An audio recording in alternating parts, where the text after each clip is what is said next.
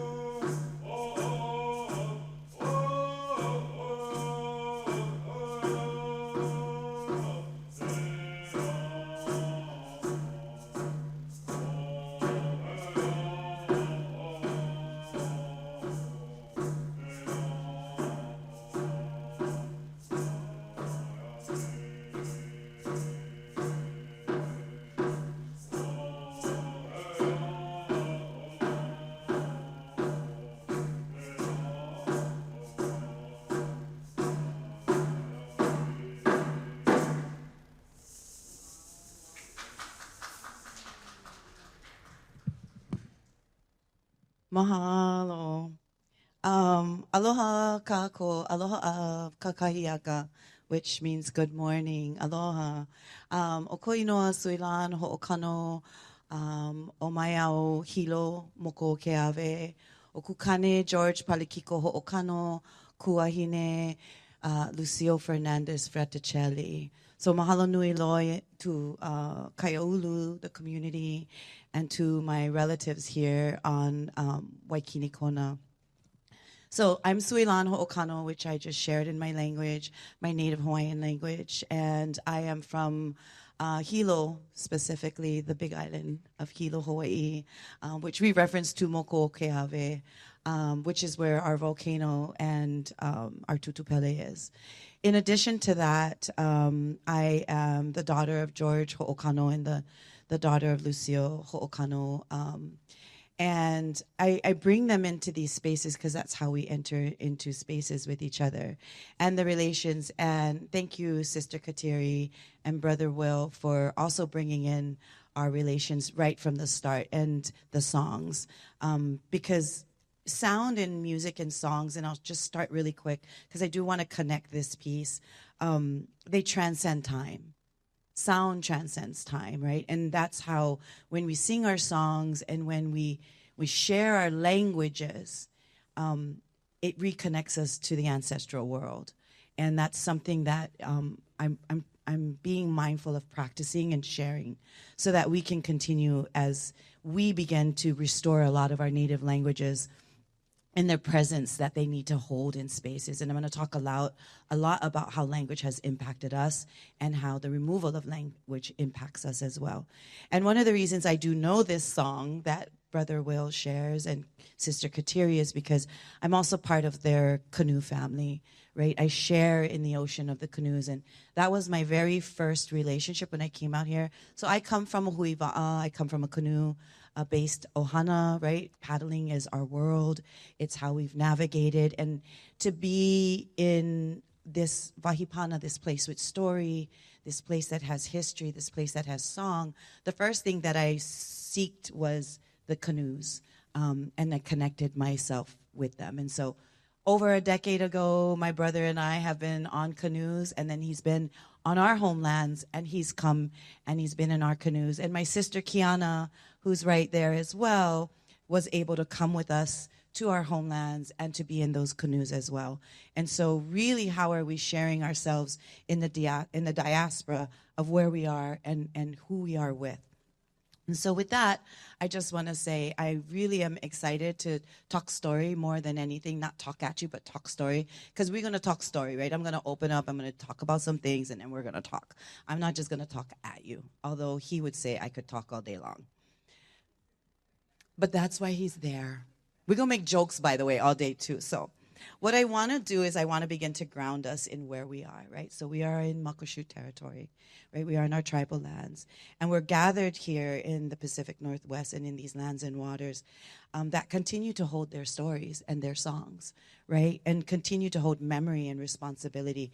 And pilina, I'll give you those definitions as well, which pilina is relationship, something you're connected to, something that's connected to you. And that before policy and before institutions and before systems, there were ways of knowing and ways of being. And we carried that within us. It was a part of who we are. So as we begin to move beyond deconstruction, and I'll unpack that a little bit for us too, right? And towards reconstructing and reclaiming and reliving our ways through our relationships and our responsibilities and practice actions. And so when we acknowledge each other, it's not just an acknowledgement, right? We hear about land acknowledgements and things like that. And while they are important to acknowledge where we are, the action is really what shows what we're doing. And so those practices and those action steps. And I wanna just say that, you know, there were ways of knowing and ways of being and ways of relating with the land and the water and our plants and our language and the spirit. And I want to challenge us today to think differently about the language we often use around this work, right? Around education, around what we call decolonization. And I'm going to unpack that too for a little bit. So go ahead, sis, you can go to the next slide. Thank you. Because so often centering terms like decolonizing systems, and while those may hold some purpose, I want us to pause and reflect on what happens when all of our energy remains focused on reacting to systems that were never ours to begin with. Like, we were never supposed to be within those systems to begin with.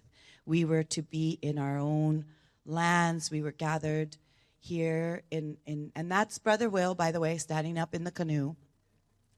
And I'm a walker, so I'm going to walk and talk. Because I need to explain the stories behind the photos, right? And so we had a gathering for our huiva'as, our Hawaiian canoes. It was down at Aukai that year. And it was a pretty big gathering. And so it was one of my first big gatherings down in that area with the huiva'as, the Hawaiian canoes. And I asked if they have contacted the Muckleshoot tribal canoe family to help host this big event that they were having, and they didn't. And that's no fault to them. Again, we're warmly inviting everybody to come in where they are. But I called my brother, and I was like, you need to be down here on the beach, and you need to help open up this space for this big event. And it was a long-distance race. And so he did come down. And so in the lands and the waters, there's story and there's memory. But there's also responsibility, and I'm going to talk heavily about our responsibility that we have as Pacific Islanders, of Native Hawaiian, other indigenous communities, and anyone who is not an Aboriginal from this Vahipana, these places with story, and what we have to do while we're here and how we show up. And so my responsibility was to call the canoe family, which was Will, and really introduce ourselves, introduce our communities. We are all canoe people. And so he got in his canoe and he brought down his paddling canoe, and they came down and they met with our elders.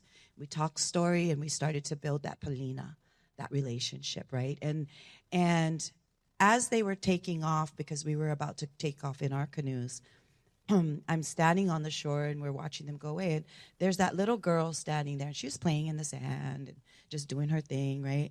And she just popped up when she saw them going by. She didn't move, by the way. She just stood there and she watched. And in my framing, I thought, that's probably the first time she's seen one of the native canoes on that water. And she was just, she was frozen. Because here she is playing in the waters of the people whose canoes she's viewing, but it was for her first time. So I spoke to her parents and I thought, this is a really poetic picture, because it shouldn't be such a, oh my gosh, it should be normalized. It should be, we know whose canoe that is, we know whose water that is, we know where we are. And so we have a responsibility to really begin to be more present in place, especially as Kanaka, right, as other Native people, and to make sure that it's not a one thing, it's a relationship. It's something that we need to have pilina in, right? And so we can go to the next slide. Thank you. So how do we remember? How do we return to relationship? How do we show up differently? And how do we continue to not contribute, but to extract, but to continue to participate? And so this is our huiva'a, right? This is Hokulea, if you don't know of Hokulea, right? Hokulea is our navigation canoe. She's been traveling around the world, building pilina with all the different nations. And for those of you who don't know, Hokulea came here to Seattle. And it was an amazing opportunity for people to see a Hawaiian voyaging canoe. And I'm just going to share a little bit, and I'm going to show a little clip because I think it's important. And I'm going to date myself too. So when Hokulea was being built, we were in the 70s, right? And I was in high school. And the Hawaiian language was still not a part of our language in high school, in Hawaii. So the official language of Hawaiian did not become official for Hawaii until 1978. Okay, thank you. Right, no. So what we ended up doing, is we ended up, okay, wait. Thank you. I'm gonna show the clip and then I'll finish off. So I just want to show this short clip and then I'm gonna talk a little bit more, because she came here and she visited here and we were able to take her through the tribal lands. She landed from when she came down. Her first stop was Suquamish, and then from Suquamish we went down into Muckleshoot territory, and then from Muckleshoot we went into Puyallup territory. And each time she landed in those spaces, we visited with the tribal nations within those areas. So we built that pilina, that relationship, because that was really important to her. And so I'm going to give you a little glimpse of what it would be like to be on this historically beautiful Hawaiian navigation canoe. While we're waiting, I'll tell you the story. So I was in high school when Hokulea began to take her on her voyage. And this is where we begin to say, she was being built. And there was a vision between our kupuna. And we had to prove to the world that we were science before science was called science. In other words, we were navigators, because the story goes, the Hawaiians, they got lost. They couldn't be that smart. They couldn't have gotten as far as they have, right? And so when the canoe was being built, they'll never finish the making of the canoe. We finished the making of the canoe.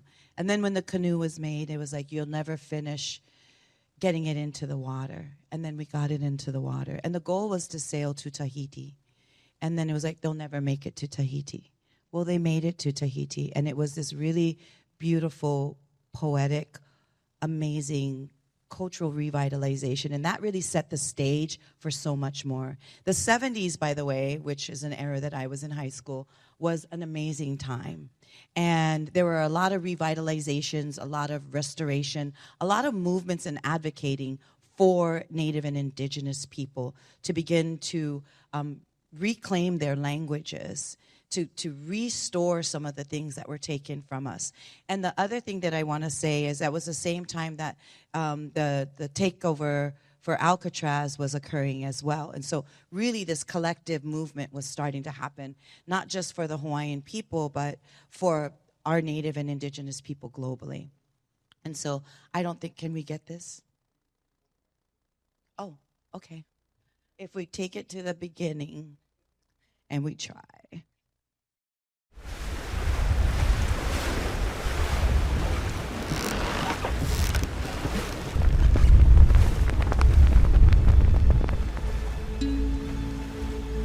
These miracles of these voyagers that started to discover all these islands, it's like the eighth wonder of the world. How did they do that so far back in time? There was two things of genius in Polynesians. Someone needed to build a vehicle, a spaceship of our ancestors that could sail far, when no other culture on the earth was sailing far. The other is you had to navigate to find a way to and from.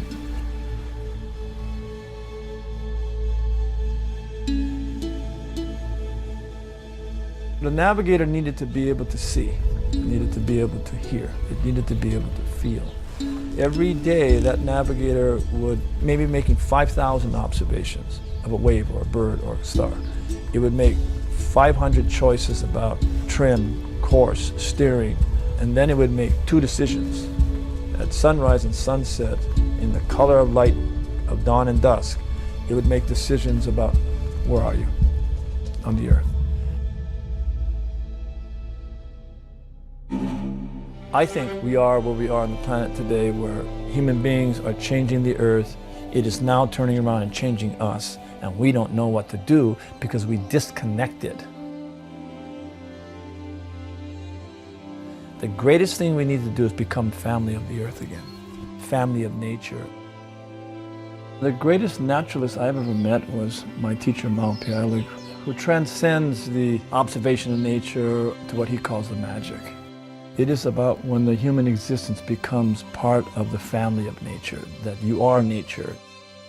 The thing about Mao, the day he was leaving, packing his bag, he sat me down and said, okay, Nainoa, I give you everything, and the ocean showed you everything, but it'll be 28 years before you'll see. If you want someone to know everything, send your son, because you're too old. That's a crucial piece of cracking the code. And it's when we teach our children. When do you learn the connection? When do we learn verbal language? When do we learn the language of nature? And that's the language we need to immerse ourselves. We need to bring it back. We need schools of nature immersion globally. And that's why we're voyaging.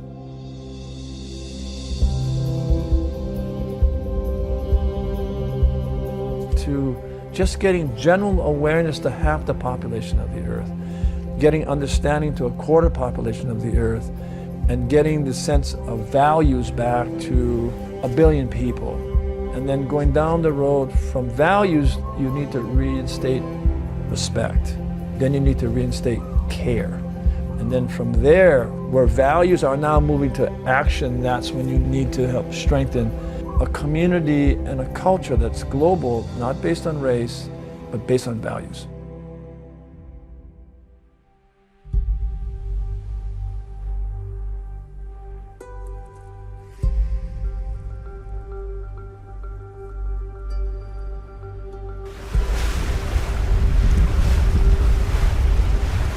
Kuleana takes us into the wild.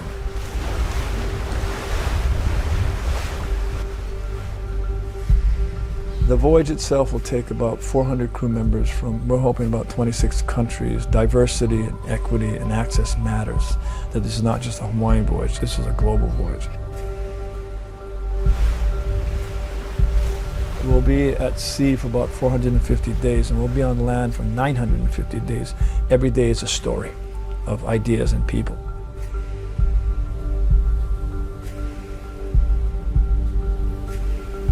You cannot make this movement by yourself.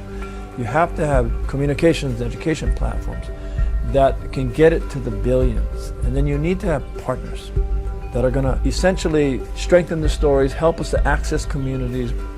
We will go to indigenous territories and communities to make sure that these people have voice.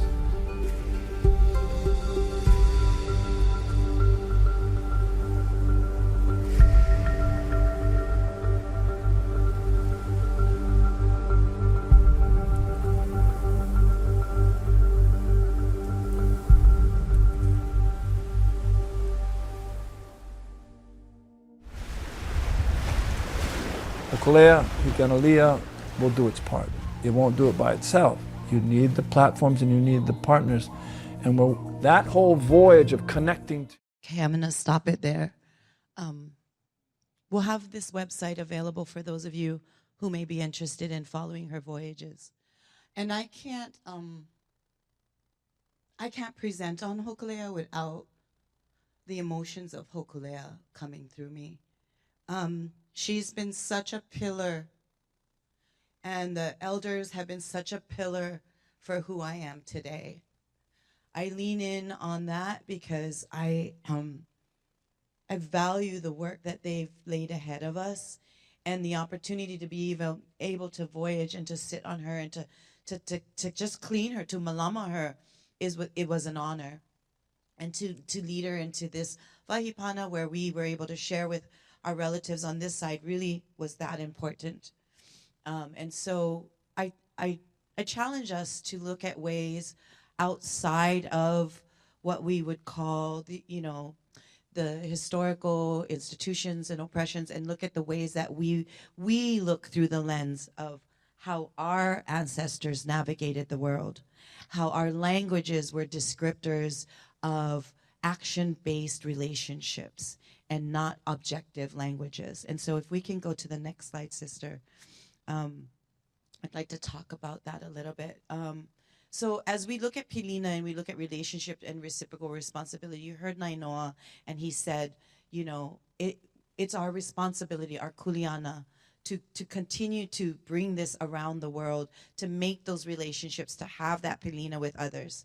And what I'd like to do is I want to say, how are we entering into places, whether we're from Hawaii, whether we are from Makoshoot, whether we are from Samoa or Yakima or some of any of our other communities? How are we showing up in our places? What are we contributing, or are we extracting? So I challenge us to look at this through the lens of the way that our people practiced things, and not in an ownership and not in an authoritative place, but in how are we in relationship to the places that we enter within. And there is a responsibility to that. There's a kuleana. So our language has kauna. It has what we call hidden meanings. We can go to the next slide. Thank you. It has hidden meanings. And in the language itself, there are messages. So we have multiple ways of describing water. And some of the reasons we have multiple ways of describing water is because it was what we were doing with the water at that time, and how we were interacting with the water at that time. What was the relationship that we had to water at that time? And so the descriptions of water is actually action-based. But when we use English language, which I'm using right now, and which we're all using to communicate with each other, it really takes out the relationships, and it begins to focus more on an object or on a thing, right? And not the relatable place to it. And so one of the reasons I bring that up is because as we begin to talk about language, I want us to talk about how we reframe how we think about things, especially when we use words like decolonizing, right? And indigenizing, because then we're going into we're deconstructing mode, where we're kind of like going against something instead of reestablishing something, which is the pathway that our people would say. And so how are we in relationship when we enter into places? How are we in relationship with the people in the lands who we are sharing time with, how we're in relationship with the environments that feed us, because land is not a backdrop, water is not a resource, plants are not decoration, these are relatives. And they've always been relatives in our communities. So as teachers, as knowledge holders, as students, as learners, as educators, and if we are to educate, and if we are to lead, and if we are to be policymakers or community members, then we must ask ourselves, what practices are we carrying within these spaces? And so I want you to you're in some groups, so maybe just pair and partner with each other in a moment, but Cedar teaches us generosity from this place.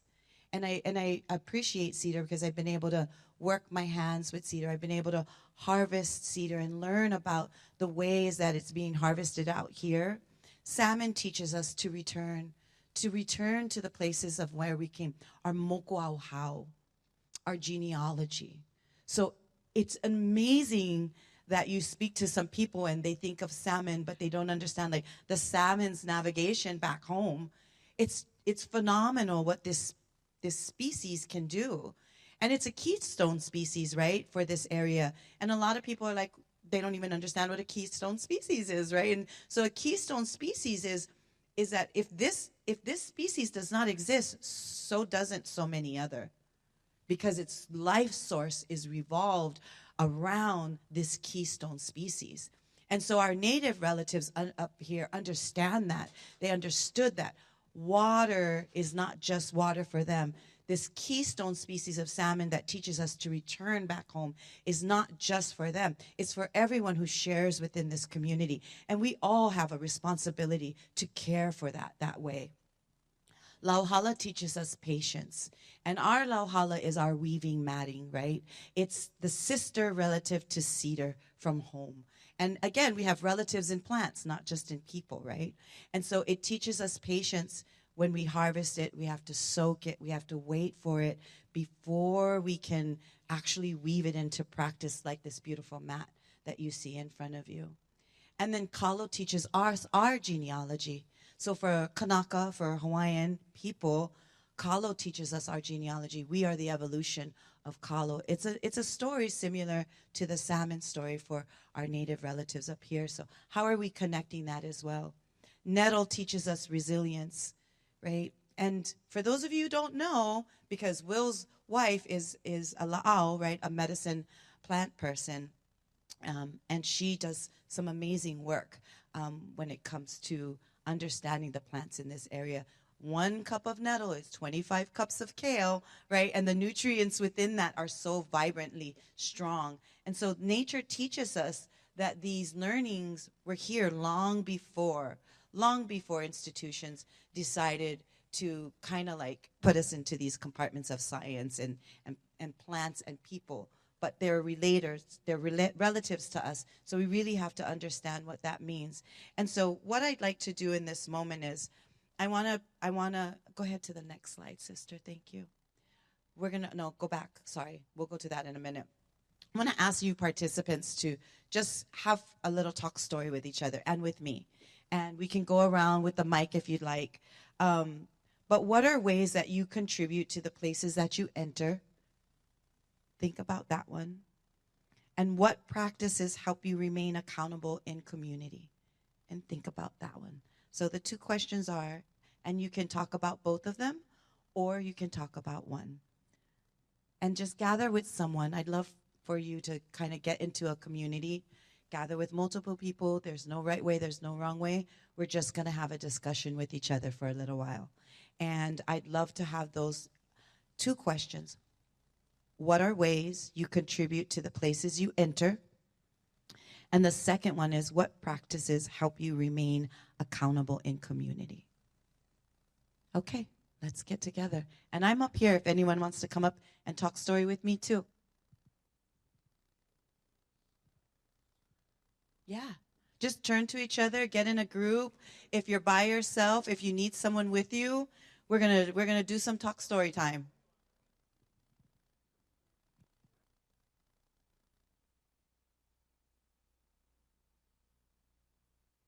Get in a large circle. You can get in a large circle. You can get in a, everybody just come up front and come together and let's have a talk story. Yeah.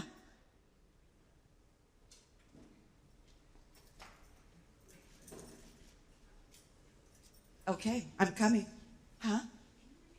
Yeah, I got it right here. Okay, so this is great. And we'll just pass the mic. Okay, so first question, what are ways you contribute to places you enter?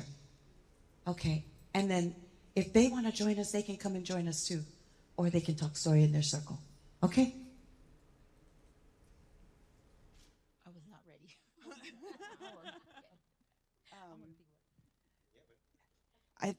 I'm also like a thought partner kind of thing where like I work, I think better when I hear other people speaking.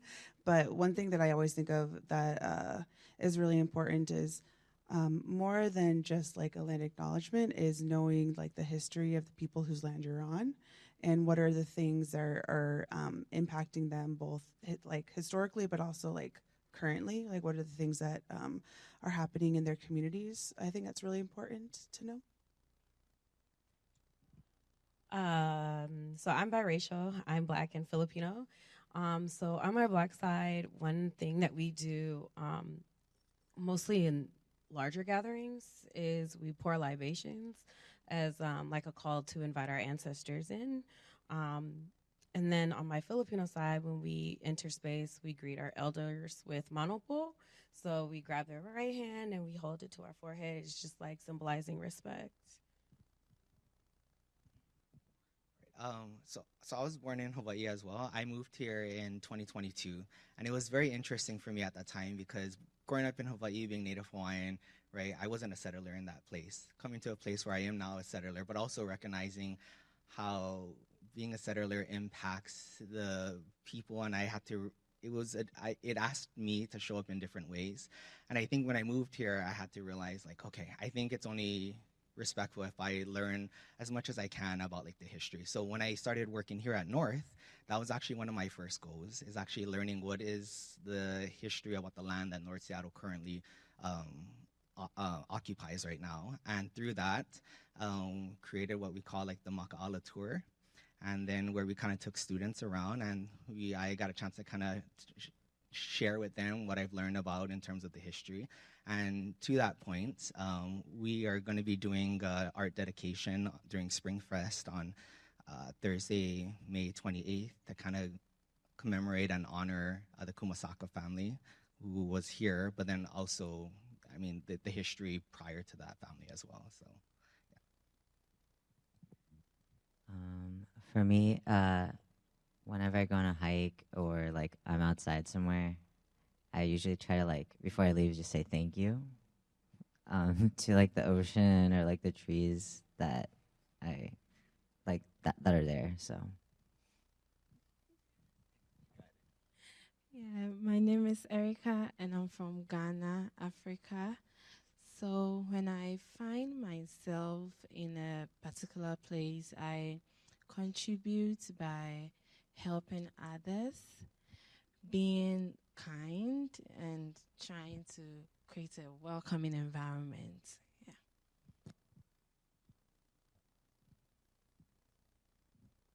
Hello, my name is Edson, and I think that something that I started doing not too long ago, and I'm a believer, I'm a Christian, and it was thanking God every day for whatever, because a lot of people is like, oh, today it's not a beautiful day, it's raining. And for me, it's like, thanks God, because today you're providing with water for all of us. And for me, that's the way that I try to connect with everything that is happening. Even if it's a sunny day, I love sunny days, but I also love rainy days, and I also love snowy days. So everywhere that I go, or sometimes I'm just driving and I see a lovely sunset and I'm like, wow, you are giving us this today, and I appreciate that. So that's the way that I try to do. And going a little bit back to the question, because you were like, what do you normally do when you're in a different environment, or how do you help? I think I have two things, and one is like I'm really structured, so I provide that to the environment and to my friends and co-workers and peers. And the other one is that I I love to laugh. So I'm always providing smiles. Hi, I'm Gail, and I grew up by myself. I would say, I don't know how to say it. Like, I grew up as an adult, like by myself. So I learned a lot about a lot of different cultures and people, and so I kind of like add a lot of. It's like a Chex Mix bag of what I do to when I don't know I don't know the word, but to show respect, I said, for myself and others. And so one of the things I do is I always, like you do, I always am grateful to be in the land of the living, because we just had a pandemic. And so I always think of that every day. Every day we could die. So I have to be grateful every day. And also because I'm a Black American, I'm from Arkansas, I don't really feel like, I don't know, maybe it's just me, but I grew up in the system because I chose to, but I don't feel like that Black Americans really have a culture. So I feel like I just cultivate my own self and create my own culture within my family, because these three people are all I have, and that's pretty much all I want in my life. So, so I just try to cultivate and nurture everything around me, and I have a lot of compassion for others. I love to be there for others. If someone's sad, I love to make them happy. So you never know what someone's going through, so that's why I have the compassion that I do, and that's how I walk into the rooms where I feel I need to do that. I'm Gail. It's good to see you.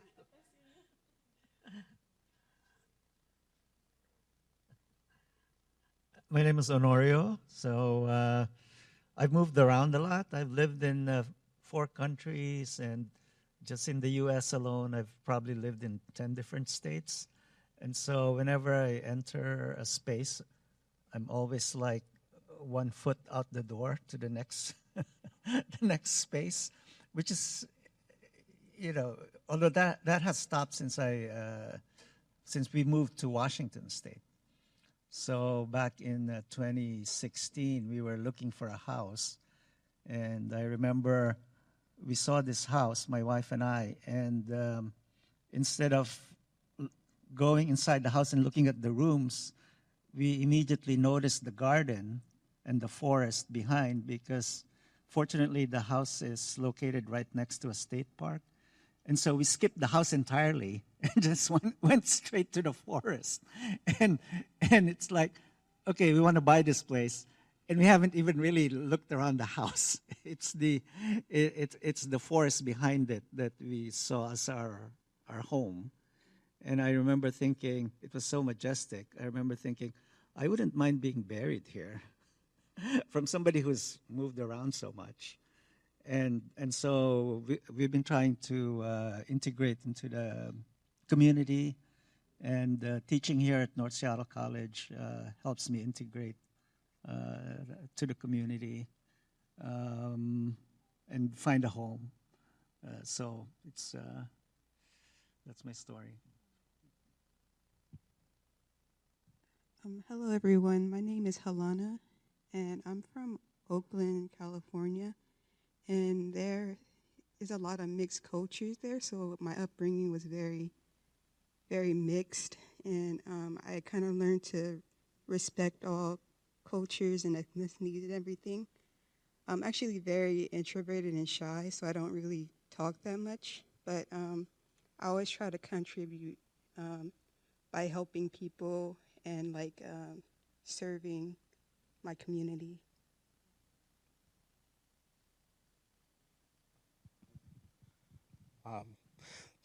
My name is Miguel Ortiz. Well, for myself, it's a little bit about respect and also creation of space. Everybody has their own version of space, and so similar in terms of being introverted, not something that typically out talking too much, but the thing is like providing that safe area and also space for other individuals to grow in terms of their personality and also their overall feelings. Good afternoon, everyone. Dr. Florentina Ubangan, pronouns he, him, and she. And as a 4th-generation settler here in the Americas, I think of walking in with family and with my ancestors. I'm from the archipelago of the Philippines by origin, and I walk into every space being blessed to have been reconnected with places such as San Juan La Union, Negros Occidental, Kobuyao Laguna. And for me here, as someone that lives in the American space, just showing up every day to be able to represent my ancestors, to share my ancestors with everyone that I encounter, and to be blessed that every day we get to be in this space. So thank you. Okay, now I'm ready. Hi, everyone. Talofa. My name is Kiana. And one of the ways that I enter into a space is remembering where I came from. I was born in the stolen kingdom of Hawaii. And during an era, grew up in a time where there was a lot of upheaval about Hawaii being occupied for 100 years. So we were there in 1993. But I was there by way of the military because my dad was enlisted in the military because my family's from a U.S. colony, American Samoa. And in our land in Hawaii, we've always grown up knowing whose land that was because we've watched the sovereignty movement. And then when we would go to Samoa, we know that the lands and the villages that we return to have always been in the possession of my family because they're an extension of genealogy. And so I say all of that to say that when I enter into other spaces, I always try to be mindful of whose land this is, of whose relations these belong to, of where are they, and remind myself that there's a responsibility to understand where that history of dispossession may be and the eras of dispossession that also follow that. Even in settler as the settlers say, there is always a dispossession of families based off of their income and based off of just the U.S. reorganizing them or relocating them. So it's always my question of where are we and whose land are we on? Mahalo for that. And I'm going to come over to the table over here. So would you like to say? Okay. Hi. Do you want to speak? Do you want to speak? Do any of you want to speak? No? Do you? Anything. You don't have to, but okay, good. Okay, they're good. So what I wanted to bring us into this space for is to really begin to recognize like who we are and how we're contributing or extracting and what we're carrying with us, and how do we carry and show up in spaces of institutions that are systems that were built, you know, from colonial racist and oppression, right? And so we really have to think about even this language that we're using to speak about the work that we're doing and how we're reframing some of that in a way that would be more aligned with how our communities navigated before we were put into spaces of institutions and, you know, historical racism. And so it's really challenging when we were raised, mostly everybody, in an American institutional, educational learning framing. And so even this language, right, is something that was one of the forms of genocide. And so when we talk about, you know, the work that we're navigating today, how we show up and how we really begin to unpack and understand that is important. And we have to also acknowledge that there are some of us who cannot trace our roots back because of the history of this government of the United States of America and a lot of other governments that came in to take over our communities. And I am Native Hawaiian, but I am also a Boricua, right? So my mother's Taino, Indian, Africana, Puerto Rican, right? But she is a seventh generational Hawaiian national, as we would say, because she only knows Hawaii. She's born and raised there. That's, you know, part of what she knows. But we also know part of that homeland. So I want to just acknowledge that in the space, that there are some of us who can't trace all of our mokuau house back, but that doesn't mean that we can't create beautiful new cultures for our children and how we show up for each other. And so we can just stay in this circle and turn our stuff around and, oh, you have to do the slide, yeah. Okay, hold on. But I love, you know, I'm always trying to like disrupt the way that space is kind of held. And we have these beautiful tables, and will you let me know about the lunch thingy or whatever we need to do? I don't know. I didn't ask because I don't usually ask what the Are we going to stop for lunch or are we going to just run it all the way through? What are we doing? Is anyone hungry? Oh, people are hungry. Okay, hold on. All right, we're going to get to the next slide, and I'm going to have one more conversation. And I'm going to talk about this a little bit because I think it's important as we brought in those important reflections on how we show up in spaces. This is Climb Time. It was one of the projects that Will and I and our communities really started to take educators out into the land so that whether they were teaching science or whether they were teaching ELA or whatever they were teaching, it didn't matter. They needed to understand place. And they needed to understand what their responsibilities are and the stories of the land of the people of that area. So again, when we talk about how are we showing up, how are we disrupting, how are we using our ways and not what we would say, settler colonial or colonial ways in the way that we're learning and educating at the same time, because we're always an educator and a learner at the same time. When we think about things in our language, in our traditional ways, you're not just a teacher. You're never just a teacher. You're also a learner because you're learning from the community that you're serving, and the community is learning from you as well. And so there's a short little clip, and one of the reasons I want to show this clip is because this is my Kuleana, right? And when we we'll put a pause on that because Kiana's going to need to get my speaker in a minute. When we talked earlier about our responsibilities and how we're contributing, one of my goals was to say, even within my own people, I need to educate them about this vahipana. They need to know that their story is now going to weave within the stories of the lands and the waters and the ancestors of this place. But using this language that I'm speaking right now, it gets a little bit difficult, right? It's an objective language. It objectifies things. And then we were asked at one point, and I'm just going to briefly touch on this, there was a statewide poster that was going to go out, and we talked about it earlier, that said, "We have no hate has no home here." And they wanted to put it in all the school districts. They wanted to put it in all of the areas that they could just say, "Hate has no home here." And while in this language, we can understand sort of what that means, they were trying to get the interpretations for multiple languages. And they asked for our native and indigenous languages, and we don't have a word for hate. It doesn't exist. And so that was like this epiphany for them, right? Like, what do you mean you don't have a word for hate? We don't. It didn't exist.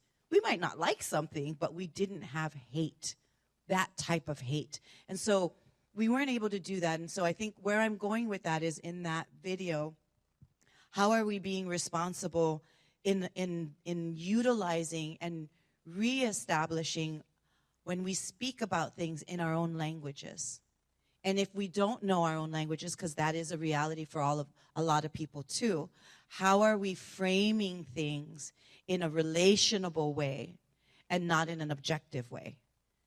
Because native and indigenous languages have kauna, hidden meanings. It's the relationship that we're doing and what we're doing in those moments that create the word and the action that goes along with that. And so we talked about the salmon. We talked about the importance of salmon. One of the things that I felt was really critical for our people to understand is how to malama and how to care for it. And so we showed you the film of Nainoa and the responsibility in my Kuleana from my ohana.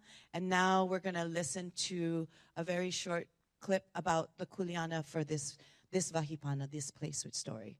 Because I think it's, again, together we have the power to protect, but we have to do this work together. It needs to be in Kai'ulu in community.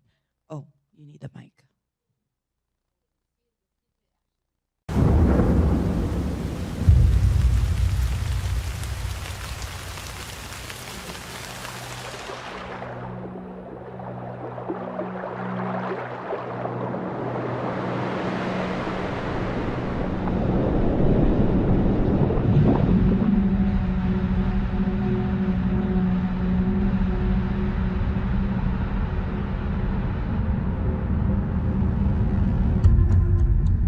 We're always taught to pay attention. One day you're going to be tapped on your shoulder and asked to do something, and you need to be ready. For us as Coast Salish people, Salmon is very important. Salmon has always sustained our people through thousands of years and has always been there for us. But today we're faced with declining salmon runs. I believe that we need to start now, to change, to fix, to move in a different direction.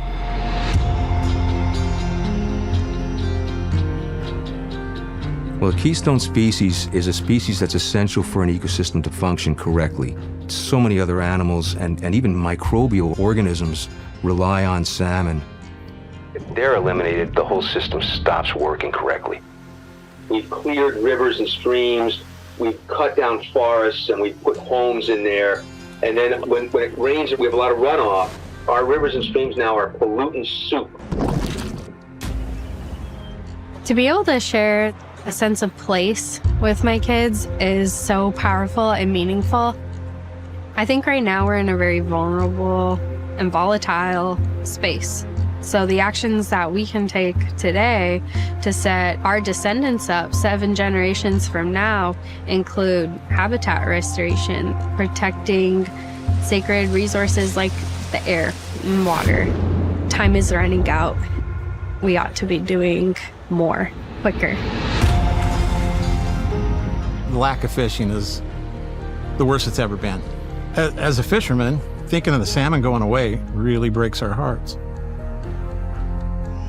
I went to the tribes and I said, you know, we want to fix this. When you come in to start as a fisherman in the Puget Sound, it's somebody else's fault, always somebody else's fault.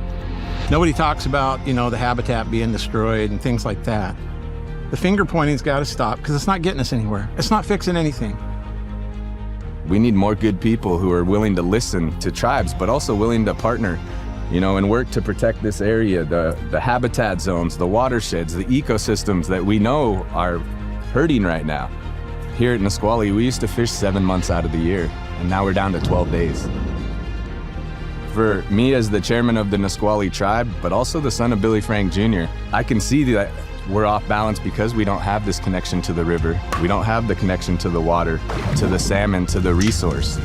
You know, we have to come together and really have that hard conversation and do what's best for this river, for the mountain, and for the salmon.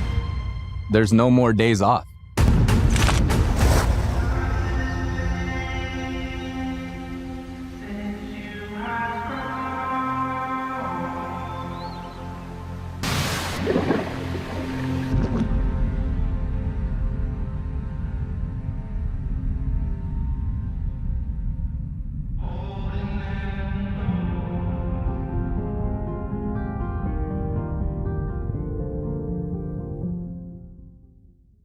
So I needed to bring us back into this place, this Vahipana, right? As we talked about, how are we contributing into the spaces, or how are we showing up, and what does that look like for us?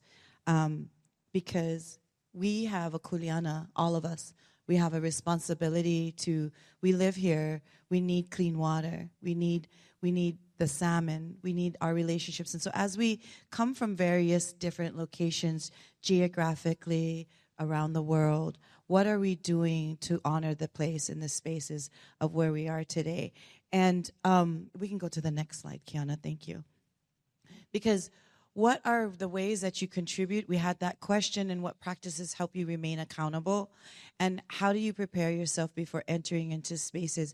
You are on Native and Indigenous lands, no matter where we go. You know, and I talked a little bit about how language created that genocide, right? But the ocean, then we'll go to the next slide.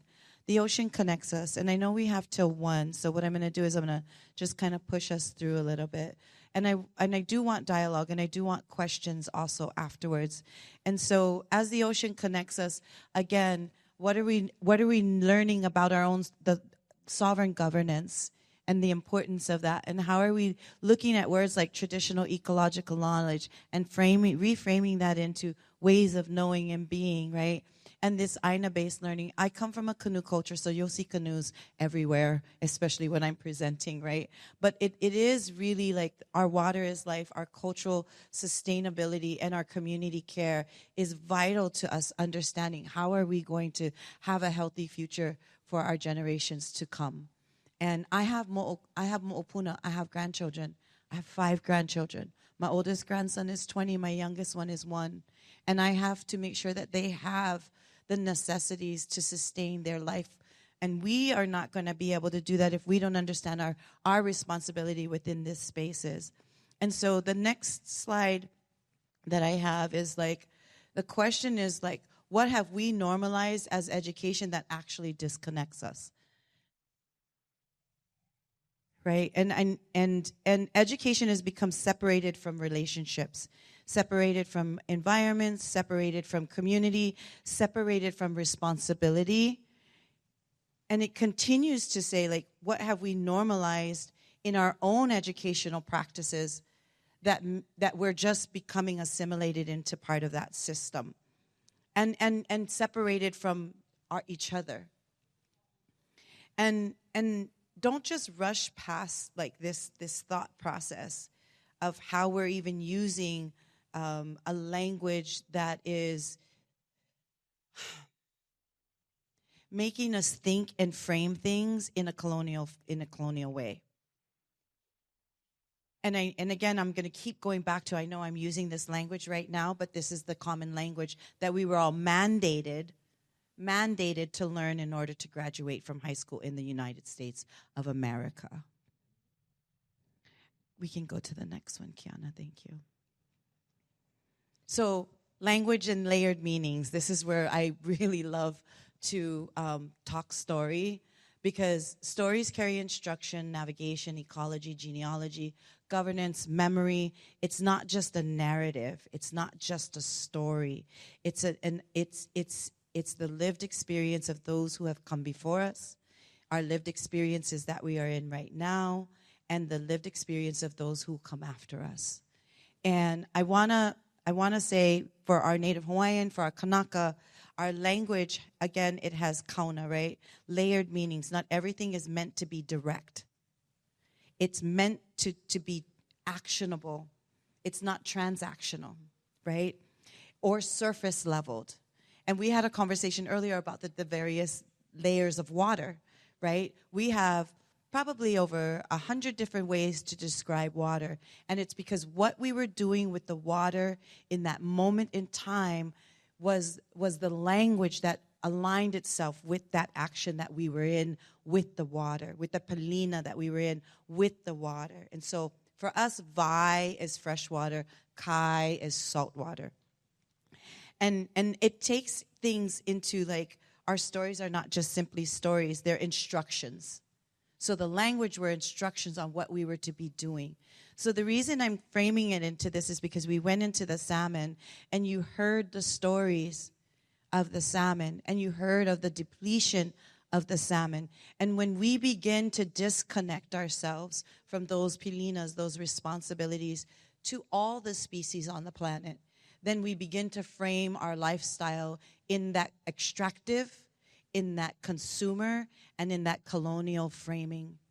And you have to ask yourself, because all of us, even including myself, are participatory within that.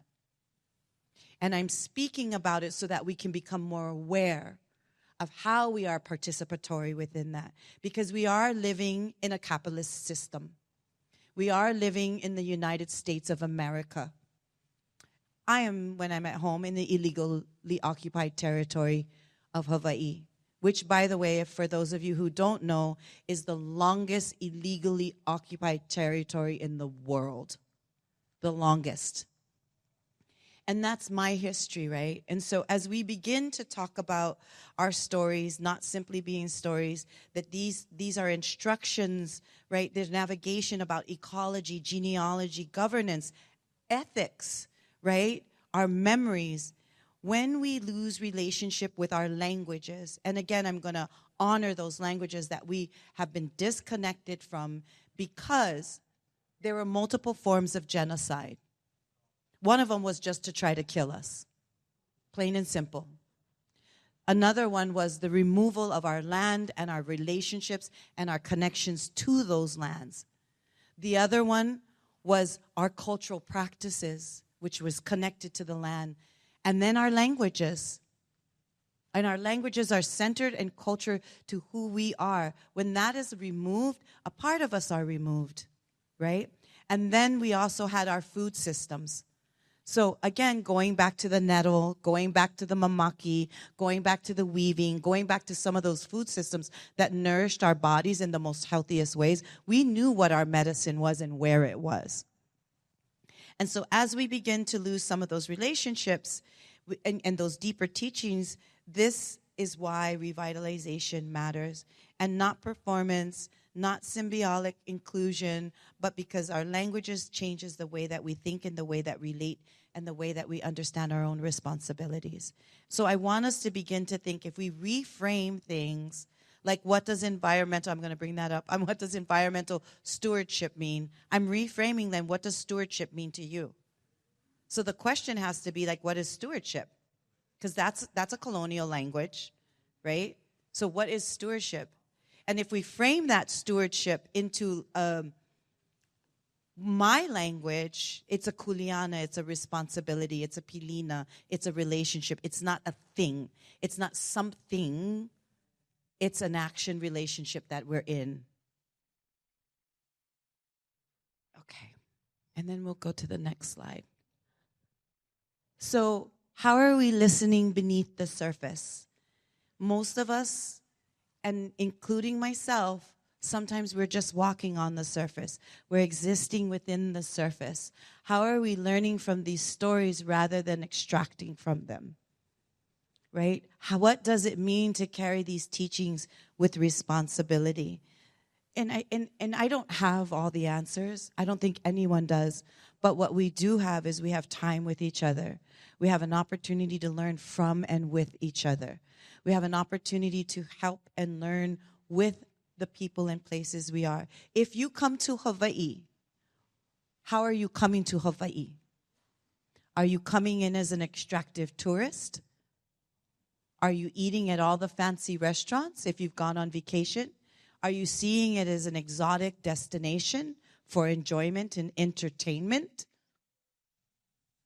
Or are you being a responsible visitor to my homelands that we are still struggling to maintain Hawaiian people in Hawaii? Because it's very difficult for a Hawaiian to come to the diaspora of Waikini Kona, which I did, because I couldn't economically live in my own homelands, and then to return home. But while I was here, I had a kuleana. I had a responsibility to be in community and be in relationship with the people and the place and the land. And then I took them with me to my homelands. Because the biggest export that Hawaii has right now is its own people. It is the largest export that they are doing right now, is their own people. There are more people coming to Washington on the daily from our islands than there are anybody going back. We can't afford to live in our own homelands. They're being extracted, and everybody else who can afford, who is privileged, is buying the land and enjoying those places. And so we have to ask ourselves those questions. We have to continue to be like, what does it mean to carry teachings? Are you a responsible visitor no matter where you go in this world? Because if I go to someone's homelands, I'm going to make sure that I'm eating local, I'm buying local, I'm not in the Hilton. And we talk about this when we go to specific conferences. As educators, and if you're leaders in the room, or if you're students, whoever you are, whatever your role is, when you show up in another place, how are you holding yourself? How are you holding that community and building a pilina and not being extractive? Because the people that are from there are the ones that are still suffering and are probably the most economically challenged. And so we'll go to the next slide. Thank you. What are we being taught? And the urgency over relationship, productivity over reciprocity, extraction over stewardship, individualism over collective care. And I don't know if you can see this picture too good. I don't know if the light is like kind of dimming it, but I would love for them to take a look at the picture. And I don't know, can this light get a little dimmer? If possible, Kiana, thank you. I don't know if it can. Yeah, because I think this photo really embraces the conversations that are necessary. And we have to have these conversations.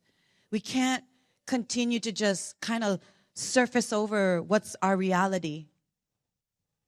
We really need to understand, like, where are you buying your food from? And do you feel like when you're out of eggs, you're just going to run to the store and grab eggs?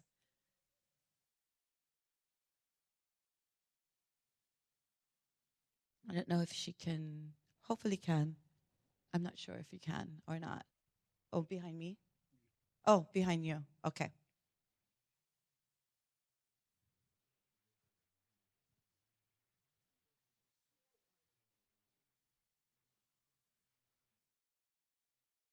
I want us to begin to challenge ourselves to think critically about our participation in our education. What systems have taught us of urgency over relationship? And how many of us are reconnecting or connecting the idealisms of how we show up in spaces? How do we begin to question those assumptions? Not through shame, because it's not a shame game. Not through guilt, but through intentional practices and deeper awareness. Transformation is not a checklist. It's a practice. It's an action. In relationable actions where we are part of the story and we're remembering who we are, or we're creating new opportunities to create healthier relationships across the Pai'aina. Where we're nourished by relationships, we're nourished by the land, we're nourished by each other and our ancestors. We were science before science was called science. We had an opportunity, and while some of this has been removed, we still can do things to build those pilina, because this is where we are, most of us. And we have to ask ourselves, is this where we want to stay? Is this the type of futuristic that we want to be nourished by? The busyness, the convenience, the disconnectedness. Have we forgotten, or do we need to remember again? Go to the store, it's convenient, it's speedy, it's more. We're not connected to the land, we're not connected to each other. We're removing ourselves from our ancestors, and sometimes we weren't able to connect with them to beginning due to colonization and the things that we're talking about. So I really want us to begin to take a look at that and ask your own selves internally, where are you in this? Sister, you can go to the next slide. I'm trying to get through so y'all can eat. So our moko auhau, right? Our genealogy, our lineage, where we come from. Honor your own story and the stories of the places and the people you are now living amongst. And if you are still struggling to even find your story or understand your story, you will have the opportunity to navigate what that looks like. In Hawaii, we speak about our moko auhau, our genealogy, where we're from, because we have that opportunity. And that's a blessing for us. So honoring our stories matter, but so does honoring the stories and places, especially where we're here. Relationship requires participation, and community requires responsibilities. We can go to the next slide, Kiana. Thank you. Because as we move forward in a good way, we must be willing to see clearly. We are being asked to engage in government-to-government relationships that require time, consistency, trust, and care. And yet too often we operate within systems that prioritize speed, output, compliance, and this is over relationships. And I want to be clear that compliance may be necessary for certain things, but it is not sufficient. And when that is built on its own, when that becomes the ceiling rather than the baseline, then we move out of alignment with the very, very, very things that we claim to talk about. And I think it's important to keep ourselves in check. So we simply need to remember how to listen. Our environments and our plants and and our waters and our languages and our foods and our stories and our people have always carried these teachings.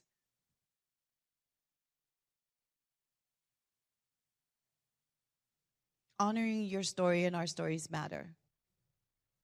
And I'm going to pause here for a minute, and I want to open up for any questions. We're slamming all of this in like a 90-minute thing, right? And this is not sufficient enough time, nor is a day, nor is 2 days, nor is 3 days, nor is 4 days. It's a continuous practice. It's a continuous way of being in a relationship. It's continuously being able to like critically ask ourselves, where am I in this work? And we have a question. So I'm going to leave it. I'm going to open it up for questions. You can go to the next slide, sis. I think, yep. Thank you. I just wanted to ask, where did you source the artwork for the slides? So the artwork from the slides were, my son created them for me. So I have to ask him. Thank you.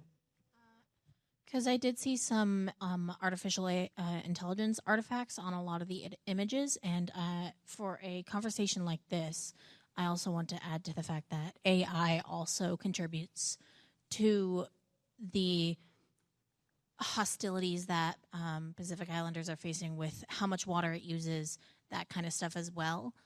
So I think it kind of, I'm very supportive of like what you do, what you stand for, but if it is artificial intelligence, then it takes away from the message that you're trying to send. I appreciate you for that. Thank you. Thank you. And it does, right? Like, we're all, again, utilizing and participatory. And then how do we become aware and acknowledgement of those participatory ways? Thank you for that. I had my son actually do the artwork for me. So I will ask him in regards to that. And he probably did. So thank you. There are only a few pictures in there that were sourced from us, and that's the work that Will and I have done as well. Thank you so much. Any other questions? Okay, I'm going to have our reflections. What does it mean to contribute rather than extract? How are you building authentic pilina in spaces you share in? What kuleana do you carry in your work and community? How do your daily practices reflect reciprocity? That word, by the way, is really hard for my phonics. And relationships. What are you willing to unlearn to understand more deeply? And how do we move from acknowledgement to accountability and action? And so with that, I want to just thank everybody for coming in today. I know that we still have a little bit of time. I'd love to still talk story. I know that there are people who are really hungry as well. And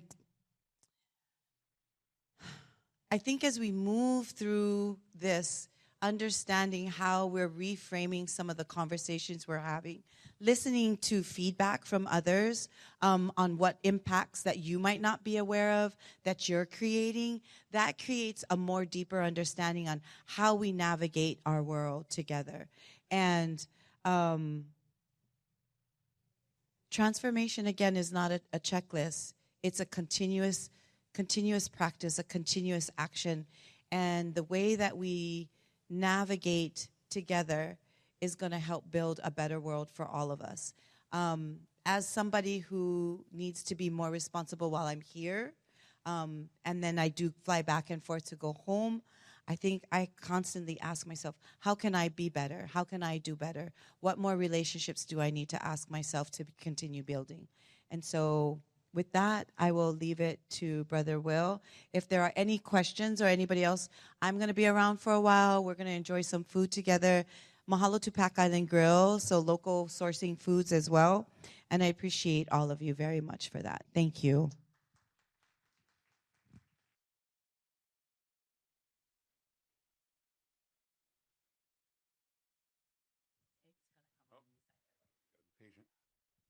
All right. Thank you, everybody. We appreciate your patience. I know people are hungry. We also want to gift Sui-Lan here some of our traditional medicines. She talked about Leslie earlier. Also, a new hoodie from Black River Canoe family, so she can go and represent when she's back in Hawaii. If you don't know what the Black River is, that's your homework assignment. So that's the teacher and me, all right? So I'm not going to tell you. Go research that. You can Google it, see what that's about. There's a whole history lesson there, okay? Right from this area. All right. All right. All right. And with that, I see the ACO team's ready to get that food service going. All right, I know everybody's hungry.